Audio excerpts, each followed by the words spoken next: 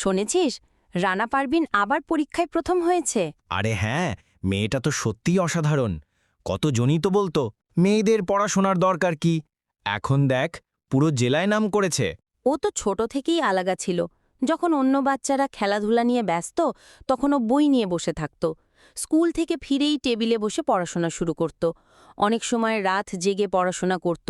Table ল্যাম্পের আলোয় বই উল্টাতে উল্টাতে ঘুমিয়ে পড়ত। আর তার মা না থাকলে পারত? মাই তো সবসময় সাহস দিত। মা বলতো, মেয়েটা আমার একদিন সবার চোখ খুলে দেবে। মেয়েরা যে পড়াশোনায় পিছিয়ে নেই সেটা প্রমাণ করবে।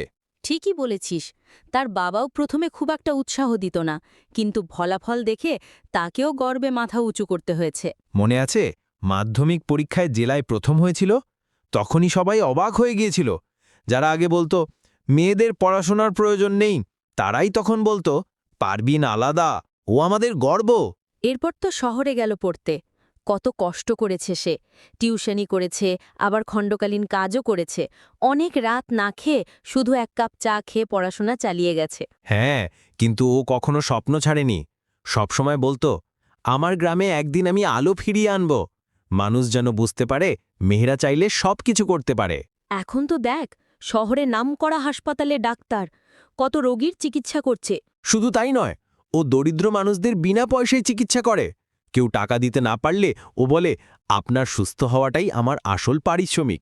গ্রামের মানুষরা গর্ব করে বলে, ওই যে আমাদের পারবিন, সেই আজ সবার আশার আলো। আমি শুনেছি গ্রামের স্কুলেও মাঝে মাঝে যায়, বাচ্চাদের পড়াশোনায় উৎসাহ দেয়। বলে, আমি যদি পারি তোমরাও পারবে, কষ্টকে ভয় পেও না। হ্যাঁ, আর গ্রামে যারা আগে মেয়েদের স্কুলে পাঠাতে চাইতো না, তারাও এখন মেয়েদের পড়াশোনায় উৎসাহ দিচ্ছে।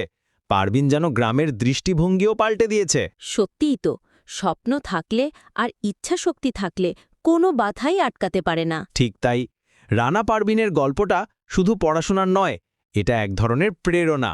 ও প্রমাণ করেছে সমাজ যাই বলুক, যদি মন থেকে চেষ্টা করো তবে স্বপ্নকে বাস্তব করা যায়। এখনকার মেয়েরা যদি পারবিনকে আদর্শ মানে, তবে আমাদের সমাজ সত্যিই বদলাবে। একদম। রানা পারবিন কেবল তার পরিবারের নয়, পুরো গ্রামের, এমনকি দেশেরও গর্ব।